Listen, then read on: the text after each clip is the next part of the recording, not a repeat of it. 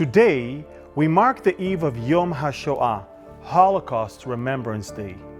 We solemnly remember the 6 million Jews brutally murdered in a true genocide, a tragedy from which the Jewish people have not yet numerically recovered, even after 80 years. Did you know that this solemn day, along with 2 other secular days observed in Israel, fulfills biblical prophecy? That's right. Even non-religious Israelis are unwittingly participating in God's prophetic timeline. Today, I'll show you how Yom HaShoah, Yom HaZikaron, and Yom HaAtzmaut are not merely national observances, but powerful confirmations of God's Word. Those of us who take the Bible seriously know that the feasts of the Lord celebrated in Israel paint a prophetic picture of God's end-time plan. But these 3 modern observances, often considered man-made traditions by the average Israeli, stand as signs of fulfilled prophecy and God's faithfulness.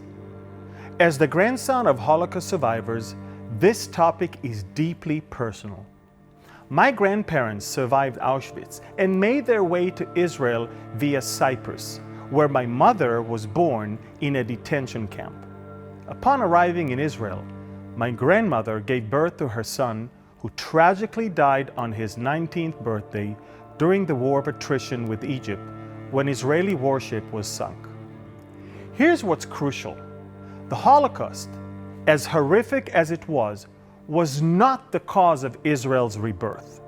It was part of God's prophetic timeline, but not the reason for it.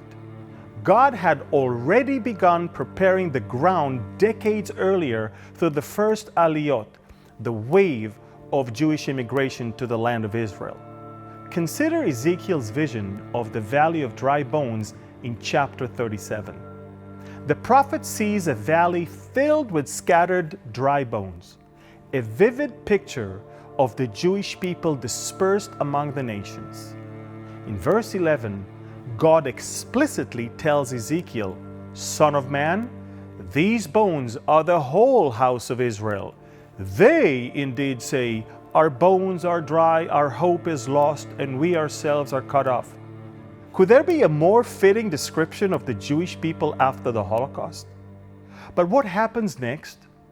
God declares in verses 12 to 14, "Behold, O my people, I will open your graves and cause you to come up from your graves and bring you into the land of Israel. Then you shall know that I am the Lord, when I have opened your graves, O my people, and brought you up from your graves. I will put my spirit in you, and you shall live, and I will place you in your own land." This is exactly what we've witnessed in our generation.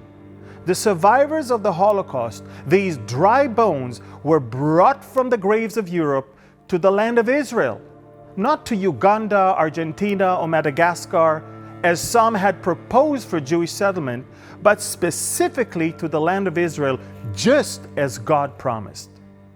Next, we have Yom HaZikaron, Israel's Memorial Day. This day honors the soldiers who have fallen defending Israel and victim of terrorism. My own family has experienced this loss. My uncle died on his 19th birthday during the War of Attrition, when an Egyptian attack sank an Israeli warship. In Israel, Memorial Day immediately precedes Independence Day. Coincidence? Hardly. It's a powerful reminder that our national rebirth came at a tremendous cost. The freedom we enjoy was purchased with the blood of those who defended this tiny strip of land against overwhelming odds. Consider this. In 1948, the armies of 5 Arab nations descended upon newborn Israel, a nation of just 650,000 Jews, many of whom were Holocaust survivors. The world expected Israel to be wiped out in days. Yet against all odds, Israel not only survived, but thrived. As Zechariah 12:8 declares, in that day the Lord will defend the inhabitants of Jerusalem. The one who is feeble among them in that day shall be like David, and the house of David shall be like God, like the angel of the Lord before them. This brings us to Yom HaShoah, Israel's Independence Day. On May 14, 1948, David Ben-Gurion declared the establishment of the State of Israel. Do you know what Isaiah 66:8 says? Who has heard such a thing? Who has seen such things? Shall the earth be made to give birth in one day? Or shall a nation be born at once? That's exactly what happened. In a single day after 2,000 years of exile, the nation of Israel was reborn. This wasn't just a political event, it was the fulfillment of ancient prophecy. God also promised through Ezekiel in chapter 36, verses 8 to 10, "But you, O mountains of Israel, you shall shoot forth your branches and yield your fruit for my people Israel, for they are about to come. For indeed I am for you, and I will turn to you, and you shall be tilled and sown. I will multiply men upon you, and all the house of Israel, all of it, and the cities shall be inhabited, and the ruins rebuilt." Look at Israel today. When Mark Twain visited in 1867, he described it as a desolate country, a silent, mournful expanse, a desolation. But now, thriving cities, remarkable agriculture, and cutting-edge technology. The desert is literally blooming. Many secular Israelis observe these 3 days without realizing they're participating in the fulfillment of biblical prophecy.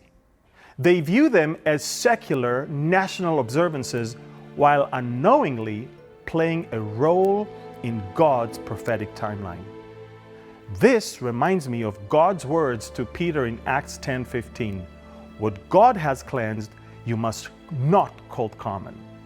Sometimes what appears common or secular to human eyes is actually part of God's holy plan.